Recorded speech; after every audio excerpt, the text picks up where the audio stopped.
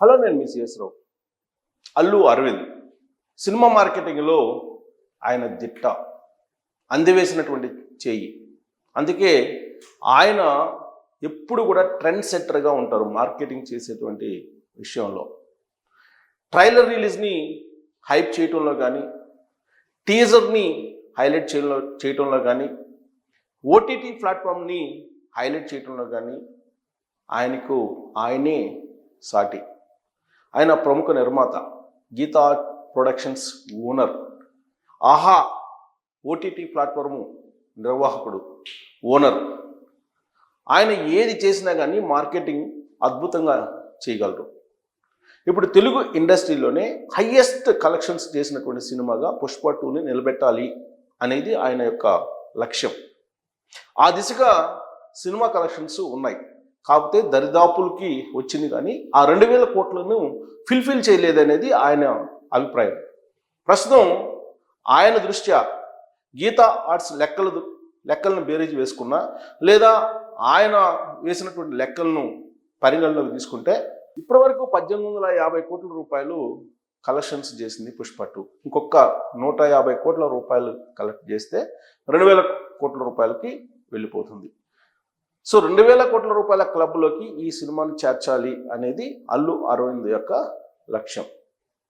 అందుకే ఇప్పుడు పుష్ప 2 రీలోడెడ్ అంటే దానికి మళ్ళా కొన్ని సీన్స్ను యాడ్ చేసి శనివారం రోజు నుంచి కొన్ని థియేటర్స్లో ఎంపిక చేసినటువంటి వాటిలో విడుదల చేయాలి అనేది ఆయన చేస్తున్నటువంటి ప్లాన్. దానికి నిడివి వచ్చేసి 3 గంటల 40 నిమిషాలు వస్తుంది. ఇప్పటి వరకు సుమారుగా 3 గంటల నిడివి ఉండేటువంటి సినిమా ఉంది పుష్ప 2. ఇప్పుడు మరొక 40 నిమిషాల పాటు దానికి ఎడిట్ చేసి, యాడ్ చేసి, సాంగ్తో పాటు కొన్ని సీన్స్ను కూడా యాడ్ చేసి ఇప్పుడు రీలోడెడ్ పుష్ప 2 అనేటువంటి పేరుతోటి ఆయన రిలీజ్ చేయడానికి సిద్ధంగా ఉన్నారు. ఇది 150 కోట్లను కలెక్ట్ చేస్తుంది. ఆ 150 కోట్లతో కలుపుకుంటే పుష్ప 2 2000 కోట్ల క్లబ్లోకి చేరిపోతుంది అనేది టాలీవుడ్లో వస్తున్నటువంటి అంచనా. అల్లు అరవింద్ ఎక్స్పెక్ట్ చేస్తున్నటువంటి అంచనా కూడా అదే. అందుకే ఇప్పుడు పుష్ప 2 రీలోడెడ్ అని చెప్పి పెట్టారు. యాక్చువల్గా అల్లు అరవింద్ ఏ బిజినెస్ చేసినా కానీ అది సక్సెస్ చేస్తారు. అంతేకాదు దాన్ని ఏ విధంగా బిజినెస్ చేయాలనేది కూడా ఆయనకి తెలుసు. ఉదాహరణకు మనకు ఆహా ప్లాట్ఫామ్ తీసుకుందాం, ఓటీటీ ప్లాట్ఫామ్. దాన్ని సక్సెస్ చేయడానికి బాలకృష్ణ హోస్ట్గా అన్స్టాపబుల్ అనేటువంటి ఒక ప్రోగ్రామ్ను స్టార్ట్ చేశారు. అప్పటి వరకు ఆహా ప్లాట్ఫామ్ పెద్ద క్లిక్ కాలేదు. ఎప్పుడైతే బాలకృష్ణ హోస్ట్ చేశారో అన్స్టాపబుల్ అనేటువంటి ప్రోగ్రామ్కి సీజన్ 3 నడుస్తుంది ఇప్పుడు. ఆ తర్వాత నుంచి ఆహాకి ఒక గుర్తింపు వచ్చింది, ప్రత్యేకమైనటువంటి గుర్తింపు వచ్చింది ఓటీటీ ప్లాట్ఫామ్స్లో. కారణం ఏంటంటే అల్లు మెగా ఈ రెండు ఒకటే అనేటువంటి కాన్సెప్ట్ ఉండేది ఇటీవల వరకు కూడా. కానీ అల్లు మెగా వేరువేరు, ఆ రెండు కాంపోనెంట్ల మధ్య కొంత గ్యాప్ ఉంది అనేటువంటి ఒక అభిప్రాయాన్ని ఫ్యాన్స్ మధ్యలోకి చాలా వ్యూహాత్మకంగా తీసుకెళ్లారు. దాంతో అల్లు మెగా వేరువేరు అనేటువంటి కాన్సెప్ట్ బయట రాగానే నందమూరి ఫ్యాన్స్ యాడ్ అయ్యారు, బాలకృష్ణ ఫ్యాన్స్ యాడ్ అయ్యారు. ఆ ఓటీటీ ప్లాట్ఫామ్ని అటు మెగా ఫ్యాన్స్, ఇటు అల్లు ఫ్యాన్స్, ఇటు నందమూరి ఫ్యాన్స్ అందరూ ఓన్ చేసుకుంటున్నటువంటి పరిస్థితి అక్కడ కనిపిస్తూ ఉంది. అంతకుముందు మనం తీసుకుంటే అభిమాన సంఘాల మధ్య రైవాలిటీ ఉండేది. నందమూరి వర్సెస్ మెగా అనేటువంటి ఒక రైవాలిటీ ఉండేది. హీరోల మధ్య లేకపోయినప్పటికీ కూడా అభిమానుల మధ్య ఉండేది. అందుకే కొత్త సినిమాలు రిలీజ్ అయినటువంటి సందర్భంగా చాలా చోట్ల ఒకళ్ళకి మించి ఒకళ్ళు కట్అవుట్స్ పెట్టేవాళ్ళు, సెలబ్రేట్ చేసుకునేటువంటి వాళ్ళు, ఖర్చు పెట్టేటువంటి వాళ్ళు, సినిమా బాగాలేకపోయినా కానీ బాగున్నట్టు థియేటర్లకి డబ్బులు కట్టి 100 రోజులు ఆడించేటువంటి పరిస్థితి కూడా మనం చూసాం. అలాంటి సిచ్యువేషన్ ఉంది. అయితే ఇప్పుడు నెలకొన్నటువంటి పోటీ ఎలా ఉందంటే ఎవరి సినిమాకి ఎంత కలెక్షన్ వస్తుంది. యాక్చువల్గా హిట్టా ఫట్టా అనేది ఇప్పుడు లేదు. ప్రొడ్యూసర్ దృష్టిలో లేదా హీరో దృష్టిలో హిట్టా ఫట్టా అనేది ఏముండదు. ఫస్ట్ 4 డేస్లో మొత్తం కలెక్షన్స్ రాబట్టేస్తున్నారు, వాళ్ళ డబ్బులు వాళ్ళకి వచ్చేస్తున్నాయి. బట్ నష్టపోయేది ఎవరంటే ఎగ్జిబిటర్స్ నష్టపోతున్నారు మినహా సినిమా ప్రొడ్యూసర్స్ కానీ సినిమా హీరోలు కానీ ఏమీ నష్టపోవట్లేదు, డ్యామేజ్ కూడా జరగట్లేదు. కాకపోతే వరుసగా ఫ్లాప్లు వస్తే కనుక హీరోకి కొంత రెమ్యునరేషన్ తగ్గేటువంటి అవకాశం ఉంది. అంతకుమించి వీళ్ళు నష్టపోయేటువంటి అవకాశం లేదు. అయితే ఇక్కడ ఎగ్జిబిటర్స్ నష్టపోతూ ఉన్నారు. అందుకే ఇప్పుడు కలెక్షన్స్ని బేస్ చేసుకుంటున్నారు. ఏ హీరోకి ఎంత రెమ్యునరేషన్ ఫిక్స్ చేసుకోవచ్చు అనే దాని మీద ఇప్పుడు కలెక్షన్స్ని టార్గెట్ చేస్తున్నారు. ఆ కలెక్షన్స్ని టార్గెట్ చేసినటువంటి క్రమంలో ప్రభాస్ని బెంచ్ మార్క్గా తీసుకొని ప్రభాస్ హైయెస్ట్ రెమ్యునరేషన్ తీసుకుంటారు. దాన్ని బ్రేక్ చేయాలని అంటే, దాన్ని దాటిపోవాలంటే కనుక కలెక్షన్స్ని చూపించాలి. అందుకే ఇప్పుడు పుష్ప 2 కలెక్షన్స్ 2000 కోట్లు చూపించేటువంటి ప్రయత్నం చేస్తున్నారు. దీన్ని బేస్ చేసుకొని రాబోయేటువంటి సినిమాలకి కాలిషిక్స్ ఇవ్వాలంటే కనుక రెమ్యునరేషను ఇప్పటి వరకు ఆయన 300 కోట్లు అని కొంతమంది, కాదు 500 కోట్లు అని కొంతమంది అంటూ ఉన్నారు.